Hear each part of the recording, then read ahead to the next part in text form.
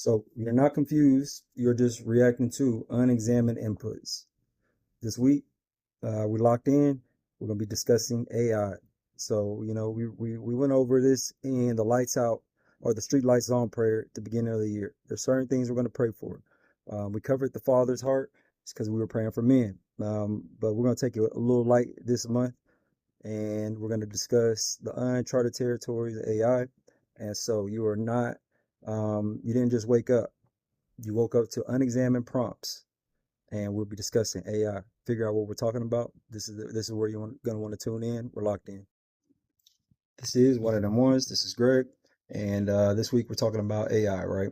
So before we get started, if you would please hit the like button, hit the share button, hit the subscribe button, right?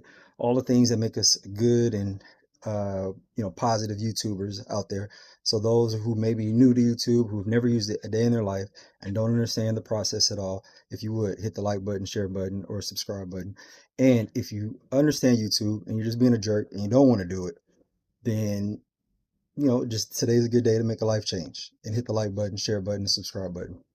Now that we got all of that out the way, let's get into what we'll be discussing today. So we're discussing AI and how it's not the future. It's been already, it's already here, and it's been here. So if you think life is random, then that would be kind of like a sad mistake, because everything in life, our environment, our mind, what we do, what we don't do, is compiled of where we're raised, repetition, experiences, mindset, goals, things of that nature. So there are a lot of things that prompt us on what to do. There are a lot of things that guide us on what to do. And there's a lot of things that have compiled together, a lot of information, a lot of data that has been compiled together to result what you see before you. There's a lot of data. There's a lot of things that prompted me. There's a lot of things that have to prompt me in order for me to be before you right here on this screen. So AI is not really new. It's just something that it has a different name and it looks new. But that's why we'll be discussing today, because if you're not right in the mind, if you are driven by fear, if you're driven by worry, if you're driven by doubt, even flip that coin. Let's say you're driven by anger, you're driven by lust, you're driven by pride. Even let's take it another step further. Whatever you're driven by, it could look a little scary when you see it in the artificial land. So we're going to try to apply, the word of God. We're going to try to apply a heavenly mindset, and we're going to try to put on spiritual lenses so that way we can see. As long as you can see, you can't be deceived. So we're locked in on the issue right now of artificial intelligence, and we are going to nip that issue in the bud by stating that it's not new. It's been here. So this is locked in. So in the beginning, let there be light. That was the first thing that you'll see here in Genesis. In the beginning, let there be light. So what does light do? Light reveals. What does light reveal? That is data becoming visible. So nothing can be seen unless it's revealed. So the light reveals data. Now, what do we do with that data? We had Adam. He was bestowed upon him where he was naming animals. So God created the land. He created the earth. He created the things that were in it, the creepies, the crawlies, the flying, the water, the light, the lesser light. All of that God created. But he tasked Adam to do what? To name the animals. What does naming do? Naming becomes our understanding. It becomes classification. It tells us where to put things, what things go together, what things don't go together. So in the beginning, let there be light. That is a prompt. What is that prompt doing? It is revealing. What is it revealing? It's data. And what does that data do? It becomes visible. It becomes seen. Now, what do we do with that? We classify it. We name it. This goes there, that goes here, and that gives us understanding. So is AI really real, or not necessarily is it real? Is it new? No, it's been going on since the beginning of time. God said there's nothing new under the sun. So with that, let's take us as people, as individuals. Well, what prompts us? What is our light? Our environment, the friends we choose to hang out with, the feeds we choose to watch, the reels we choose to watch, the whatever we digest. And what happens? It becomes data. We're taking in data, and then we live out what we're living out. It becomes, it shows. It becomes the physical, and it becomes, our what we classify as. And so it's the same thing. Let there be light. And so we're not really just, based off of our own actions, but we're prompted by things that we digest and we take in. The food we eat, It prompts, what type of body we'll have, the shows we watch. It prompts what type of thinking we can have. It becomes data that we're taking in. And where do we classify? Well, those are the consequences, the actions, the classes, the associations, the um, social groups that we hang out with. So that is prompting. That is, let us, in the beginning, let there be light. And so it goes to show that there's nothing new under the sun. So that's how we can use the Bible to apply to modern terms. And that's how we can use it to apply even to our AI.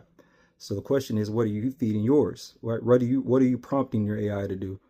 Now, what you're seeing, if you're not aware of it, it could just be a reflection of what you're taking in. So if there's something that's spooking you about artificial intelligence, a good question to ask is, what am I digesting?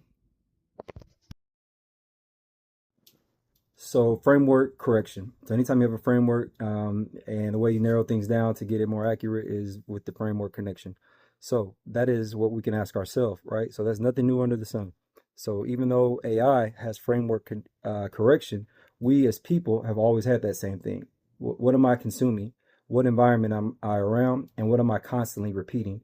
So within that in itself, it's technically framework connection because those actions are going to dictate what is being produced. So we have input and output. So the output, that's what I'm producing, what I'm able to do, what I'm able to accomplish. The input, that's my surrounding, that's my environment. So when we ask those three questions, what am I digesting, what am I consuming, and what am I repeating? When we ask those questions, right, then that will help us be able to understand what we're producing outwards. So how do we change our input if what we're producing outwardly isn't what we're trying to do? So that's when we change our input. Our input is maybe we need to lower the noise in the environment that we're in. Maybe we need to change surroundings. Maybe we need to change what we're watching. Maybe we need to change what we're reading, or maybe we need to start reading different things. So we need to start controlling because we as people have control over our input, just like we as people have control over what we input into AI, and therefore we'll be able to better achieve the outputs that we're looking for. So again, AI, there's nothing new about it. It's just we need to slow down our thinking, take away the fear aspect of the unknown, and get back to even this is how I use the Bible to be able to better navigate through uncharted territory. Just like with Caleb and Joshua, right? The 12 spies, they saw a new land. It was the promised land. 10 of the older people did not want to enter the land because they said it was giants there. Surely we cannot overcome it. Caleb and Joshua had the courage to say, yes, we can overtake this land. So that's the approach you have to have with technology, or anytime there's generational changes or something new. Have that mindset because you have that comfort of knowing, and that knowing comes from, for me, my relationship with God and reading the Word, and hopefully by hearing this, it will help you better understand. So, correction of our framework. What environment are we at? What are we repeating? What are we doing by repetition? And what are we consuming? Those are three questions to ask to be able to apply and have a corrected framework.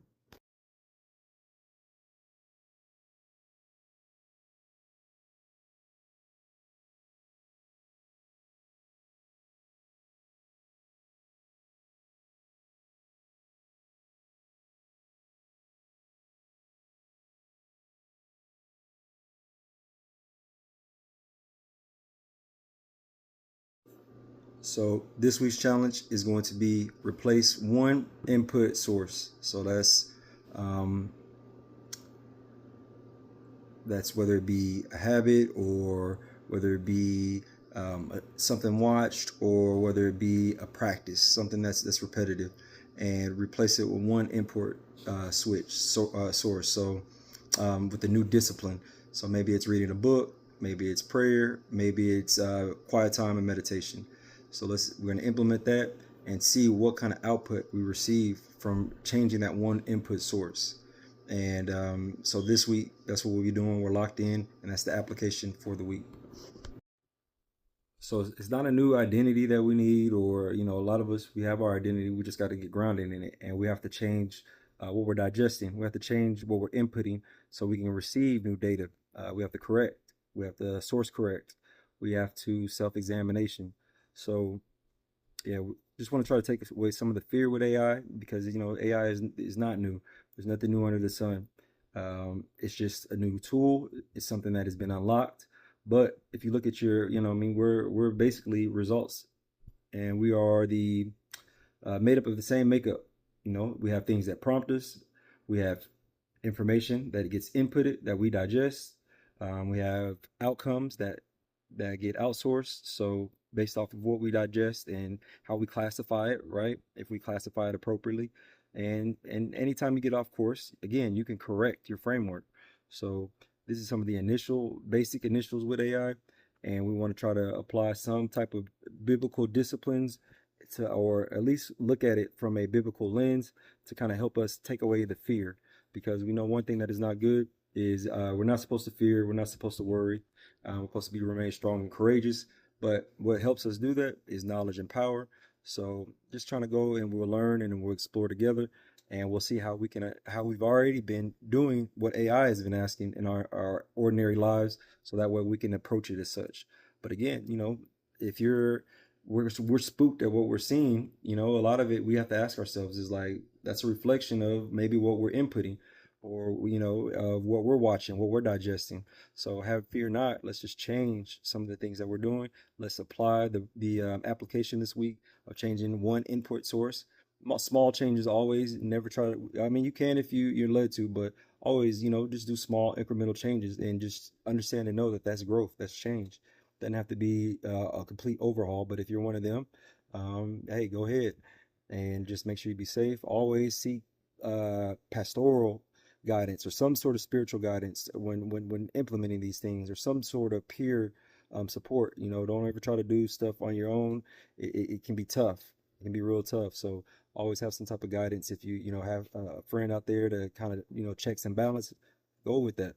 That's a good thing. It's a blessing. It's good for us to have people in our business sometimes, because if we're left alone, then we can kind of sneak into our own desires, and we're inherently could be a little bit mischievous. So always have that support, that guidance, that accountability.